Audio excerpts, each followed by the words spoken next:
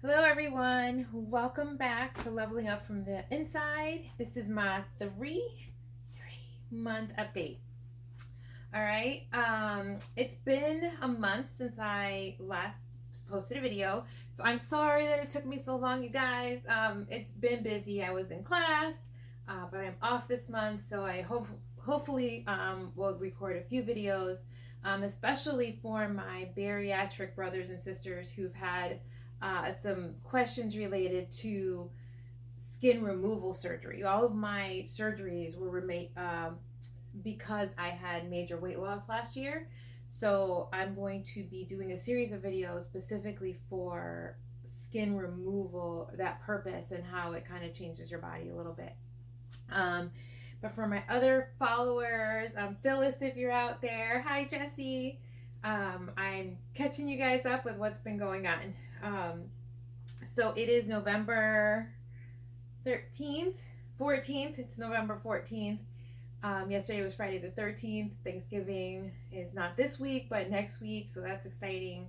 I live in Southwest Florida, like most of you know, and the weather here is super nice. So with that, I bought a new bikini top.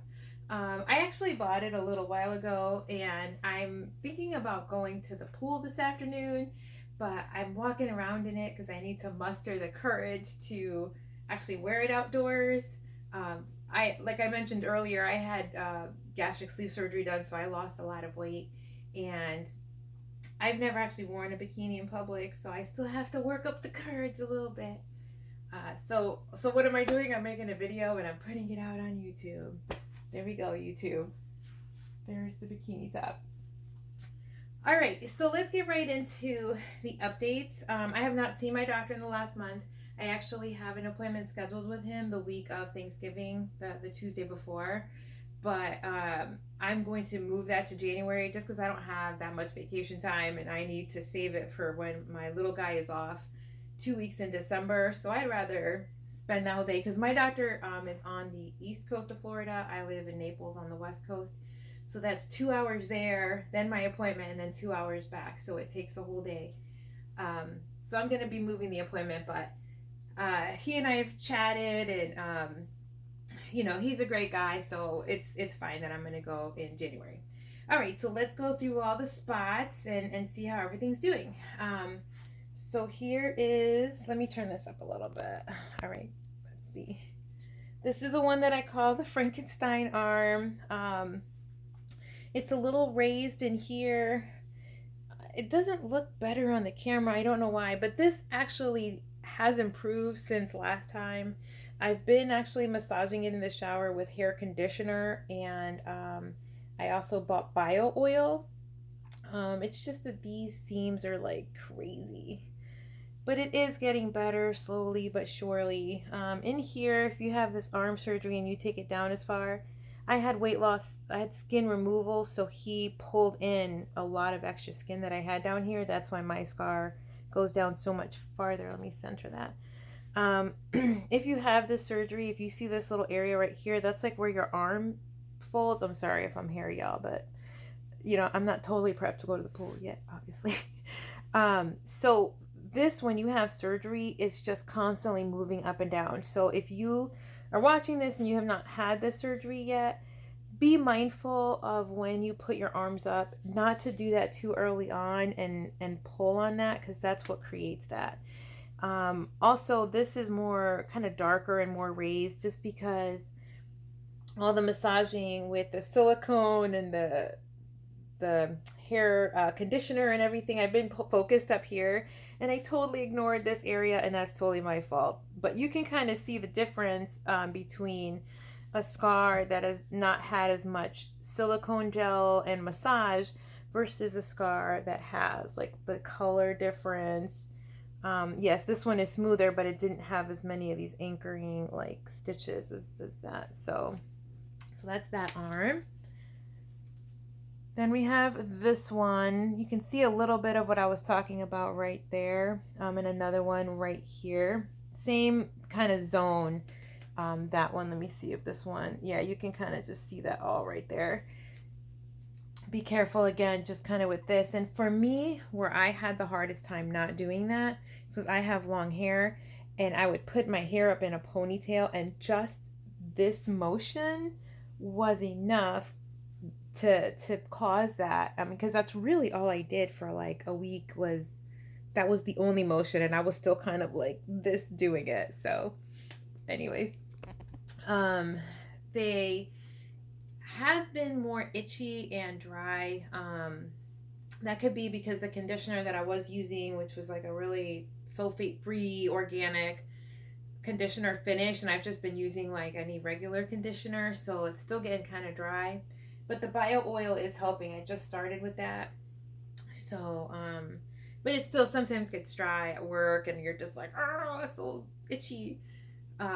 So keep something with you at this stage to combat the itchiness that you're gonna get. And it happens on my legs too, so it's just kind of 3-month thing. Welcome to the itchiness of the scar. So the scar under here, this is another one that I've been a dope and kind of ignored, just like this area. I just forget that these scars are there. These are the ones from the implants. If this is the first time you're watching, due to the weight loss, my boobs got really small, and in the past I was always a C cup, and I was happy at a C cup. And after I lost weight, I was like like a deflated A, not even a cute perky A. It was like a little deflated balloon A.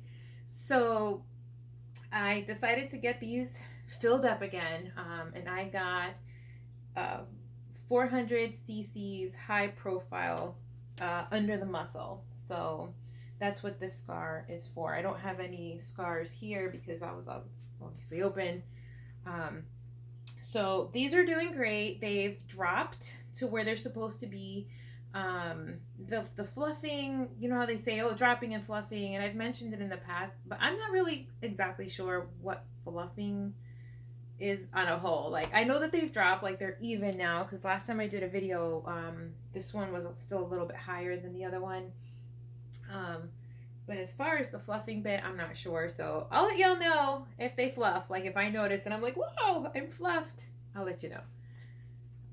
So then the next spot would be, oh, I had additional lipo. I had lipo done kind of in this little area here, down here, and then he did more like right up front here.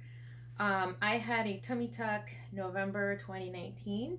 So actually it's a year. It's a year-versary of my tummy tuck. So if you guys want to see that scar, I don't want to like, I had a circumferential, again, because I lost so much weight. I had a lot of extra skin back here, and I had a lot of kind of like droopy butt. So hold on, I need to check something on the camera. Okay, so yeah, what a break right there. So I had a droopy butt, and they pulled like everything back here gets pulled up, and then this gets pulled down. So this is that scar, kind of where it goes there. And I did not do any of the silicone scar treatment, really. I did silicone tape for a while, but that was kind of like unruly putting that on, especially in this area. So I have been putting the bio oil on that. I'm hoping to lighten it, and I think it will lighten significantly in the next like year or so. When I had my C-section with my son, that scar about a year and a half later was completely like blended in. So I'm sure this will eventually blend in. It's just taking a minute. It's okay. But it's also kind of gives you an idea of, you know, why it's important to do your scar treatment, because then you don't have this for as long. Then my legs, let me see if I should turn it down a little bit. Sorry if my room is a mess. So here's that one. These have been a journey. Can you see it there? This one is pretty flat. I don't really have like a lot of the rippling like I do with that one. Here's the little dot. That's part of the whole process here. And this is a score. I'm not getting fresh. This scar goes all the way up, for anyone who, again, is new to my videos. It goes all the way up into the bikini line and then out a little bit.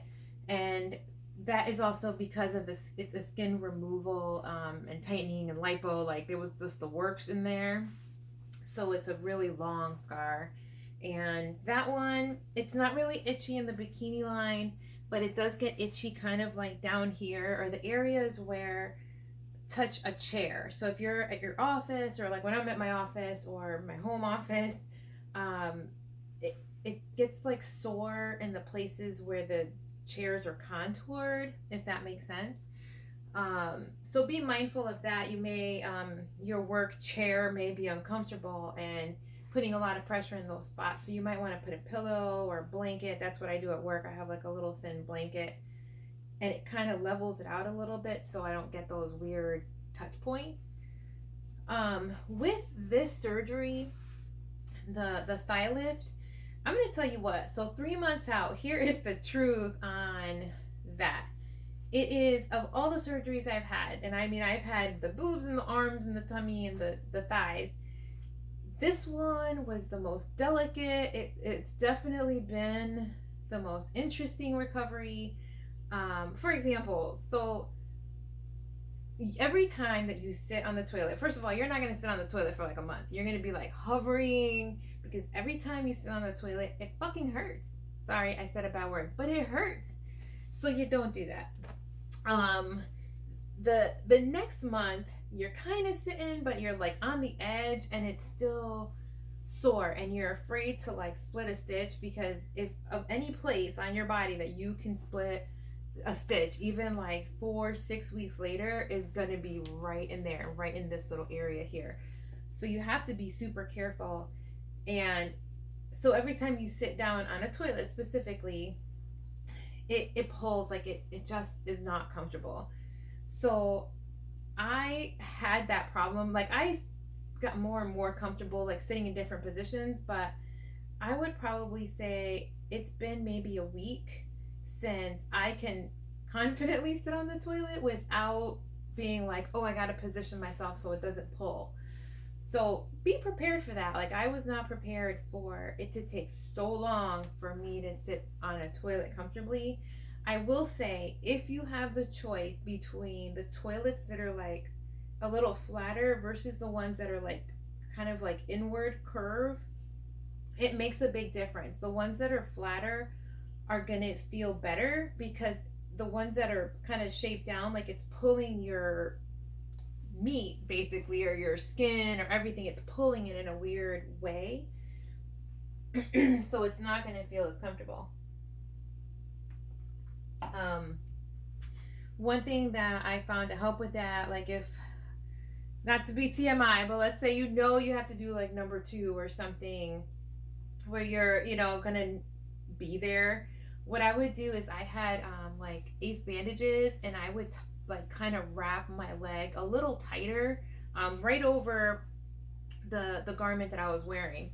And I still did it. I want to say the last time I did it was maybe last month. So it's been a minute. You kind of wrap the ace bandages because that holds everything together, and then you use it and you're good, and then you take your ace bandages off.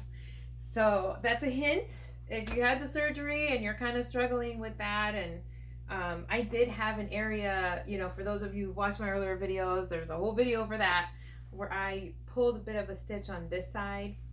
Thankfully it healed. I did not have to go back in and have him restitch it or fix it, any of like that. Like basically what happens is just kind of pulled apart a little. It bled, but I wrapped it up and everything tight again, and it eventually settled out.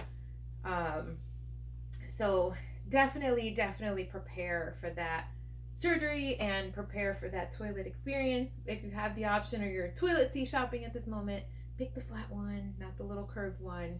You'll thank me later.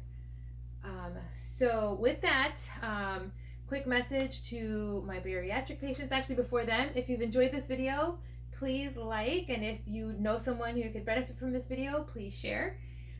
So for my bariatric patients, I'm probably going to release 2 or 3 more videos in the next couple days related to each individual area and how it pertains to bariatric surgery and skin loss, and skin removal.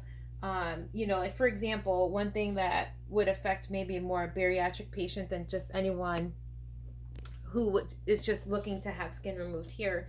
You're with bariatrics, you have a lot of like a lot of low skin, and I had like my skin actually connected to my armpit like a lot lower. So even if he had taken it up, if he didn't fix that weird shape, it still would have looked big. So they really just have to reconstruct everything, and even with this area here, he pulled in a lot of the skin. But when I wear a bra, I still have a lot of like extra here. So, you know, so it's I'm going to be going over things kind of like that where yeah, this is new and perky, but you still got some weirdness going on over here.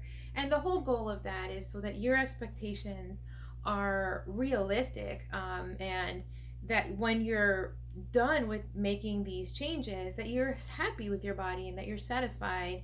Obviously, if there's weird stuff going on, you know, like I might need a scar revision here. Okay, that happens. But you have to be realistic with what you're hoping to achieve, what's possible, and what still remains. Um, so I definitely want to help you guys out and answer those questions in a separate video. So anyways, this video is way too long already because you know I don't like to jabber on. Thank you so much for watching. And again, like the video and share it if you know someone who might enjoy it. And I will talk to you guys soon. Have a great Thanksgiving. I hope those turkeys are enjoyed by as many friends and family as can be together during these crazy COVID times. I love you guys. Have a great holiday. Bye-bye.